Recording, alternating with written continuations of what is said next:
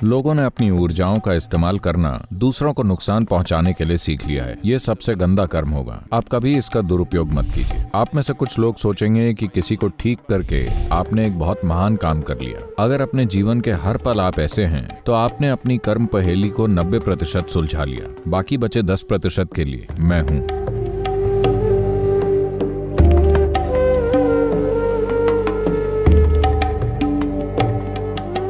कर्म मतलब कार्य। 4 तरह के काम किए जा सकते हैं: शारीरिक, मानसिक, भावनात्मक और ऊर्जा द्वारा। Of all these things, the energy action is the most important one. इन सभी में ऊर्जा द्वारा किया गया काम सबसे महत्वपूर्ण है, सबसे लंबे समय तक रहता है और सबसे ज्यादा मुक्त करने वाला भी, अगर सही तरीके से किया जाए तो। अगर आप इसे गलत ढंग से करें, ऊर्जाओं द्वारा गलत ढंग से किए गए कार्य का किसी के जीवन पर प्रभाव कहीं ज्यादा होता है गलत तरीके से किए गए शारीरिक, मानसिक और भावनात्मक कार्यों की तुलना में। तो गलत तरीकों से किए गए ऊर्जा कार्यों का क्या मतलब है? एक चीज ये कि दुर्भाग्यवश मुझे ऐसी कुछ चीजें देखनी पड़ी जो मैं नहीं देखना चाहता था। Certain people trying to misuse कुछ लोगों ने, जिनकी ऊर्जाएं थोड़ी लचीली हो गईं, कुछ खास तरह के योग अभ्यास से या खास तौर से किसी एक विशेष दीक्षा से उन्होंने उसका गलत उपयोग करने की कोशिश की। ऐसे कुछ ओवर स्मार्ट लोग हैं। जब आप उन्हें दीक्षित करते हैं और जब यह हाल ही में हुआ हो और वो ऊर्जा से फूट रहे होते हैं, तो वो इसका इस्तेमाल किसी और चीज के लिए करना चाहते हैं। वो इससे किसी पड़ोसी को इम्प्रेस करना चाहते हैं या कुछ पैसे बनाना चाहते हैं या और किसी चीज के लिए जिसे उनकी खुशहाली के लिए भेंट किया गया था। उन्होंने उसके इस्तेमाल की कोशिश किसी और चीज के लिए की। या एक बेहतर उदाहरण यह होगा, देखिए, आप किसी नकारात्मक काम को कई तरह से कर सकते हैं। एक तरीका यह कि आपने यहां बैठे हुए सोचा कि किसी को जिसे आप पसंद नहीं करते उसे मर जाना चाहिए या उसे आप कैसे मारें, ये तक सोच लिया। इसका आप पर एक स्तर का प्रभाव होगा। एक दूसरे स्तर पर आपने बस सोचा ही नहीं, इसके साथ एक तीव्र भावना भी जोड़ दी। अब इसका आप पर कहीं ज्यादा प्रभाव होगा। आपने इस विचार और भावना पर सच में काम कर डाला।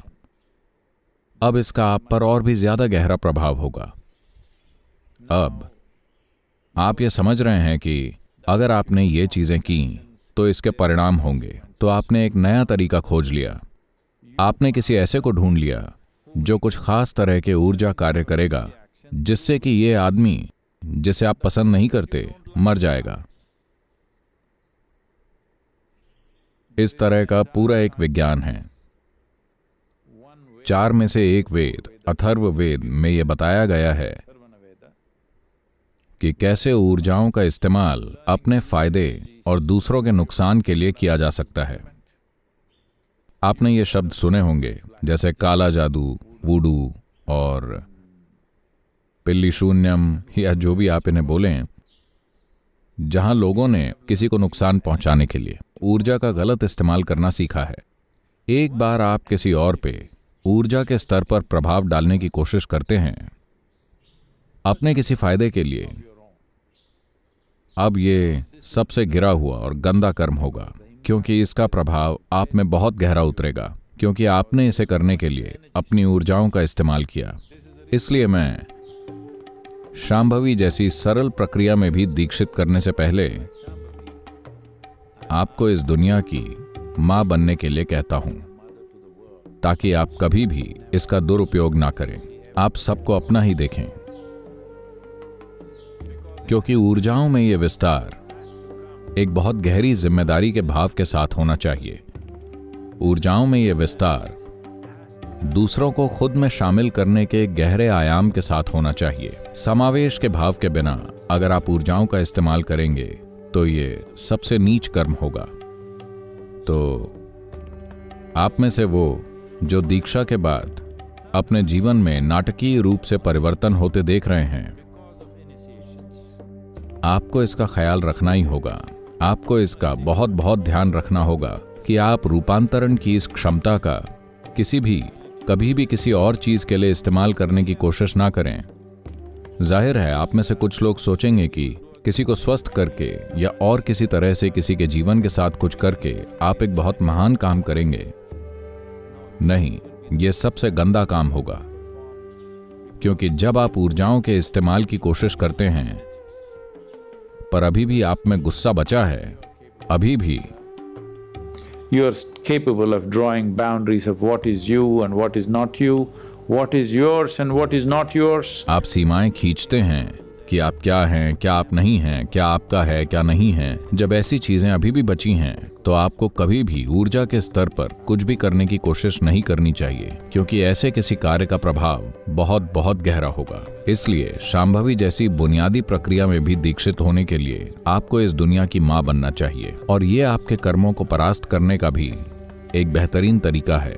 अगर अपने जीवन के हर पल में आप समावेश के इस भाव के साथ जिएं जैसे आप सारी दुनिया की मां हैं, और ये भेद ना करें कि क्या आपका है और क्या आपका नहीं है।